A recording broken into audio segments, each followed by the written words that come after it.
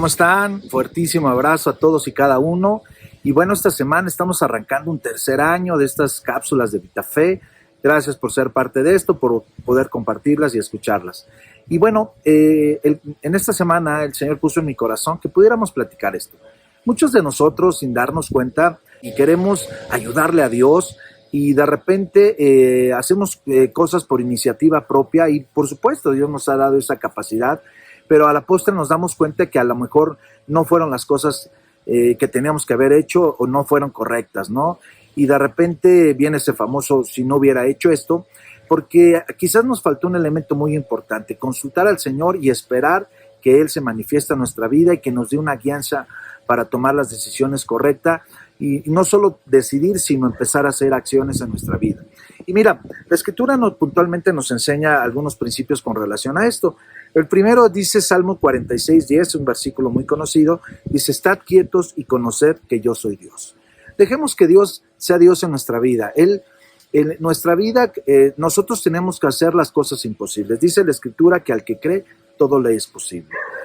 Pero a Dios es el que se encarga de hacer aquellas cosas imposibles que pareciera que no tienen respuesta a nuestro clamor, pero Él es especialista en hacer lo imposible. Así que dejemos que Dios sea el Señor en nuestra vida. Y también, uniendo este versículo que te voy a leer, tiene que ver con esto. Dice, Hebreos 6:12, dice: a fin de que no os hagáis perezosos, sino imitadores de aquellos que por la fe y la paciencia heredan las promesas de Dios.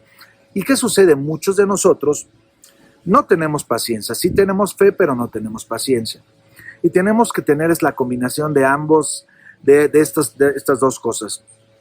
Tenemos que tener en nuestra vida fe y paciencia para heredar las promesas que Dios tiene para nuestra vida. Fe por un lado, pero también ser paciente en esperar la voz de Dios.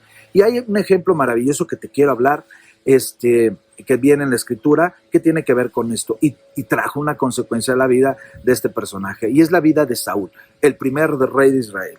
Fíjense que dice en el capítulo 10 de Primera de Samuel, cuando viene Samuel y lo unge y le da una serie de instrucciones a Samuel, en este caso Saúl, que vaya, que se va a encontrar con una compañía de profetas, una serie de instrucciones que tú la puedes leer, pero puntualmente en el versículo 7 del capítulo 10 le dice: y cuando te hayan sucedido estas señales, haz lo que te viniere a la mano, porque Dios está contigo.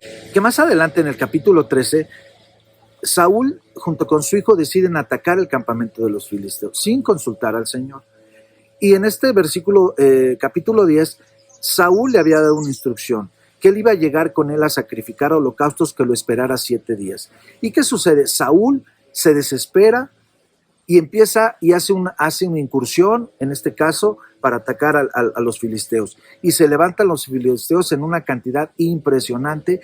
Y entonces el pueblo, aquí dice en Primera de Samuel 13, 6 y 7, dice: y cuando los hombres de Israel vieron que estaban en estrecho, porque el pueblo estaba en aprieto, porque eran miles de personas, dice que era un mar de personas, carros de a caballo, tremendo, y ellos eran 3,000 hombres de guerra nada más. Se escondieron en cuevas, fosos, en peñascos y en rocas y cisternas. Y algunos de los hebreos inclusive se pasaron el Jordán a la tierra de Gad y Galad, es decir, huyeron. ¿Por qué? Porque Saúl tomó una decisión de adelantarse a esperar la instrucción, en este caso de Dios. Y a ti y a mí muchas veces nos pasa esto.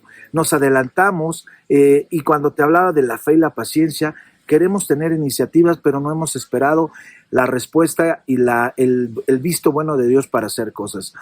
Y yo le pido al Señor que precisamente aprendamos a partir de ahora a que tenemos que tener fe, claro, pero que sea la paciencia en nuestra vida un elemento tan importante para poder escuchar la voz de Dios y para poder empezar a ser sensibles y saber cuándo tengo que empezar a actuar, cuándo tengo que empezar a decidir ciertas cosas, y entonces vamos a ver una transformación en nuestras vidas.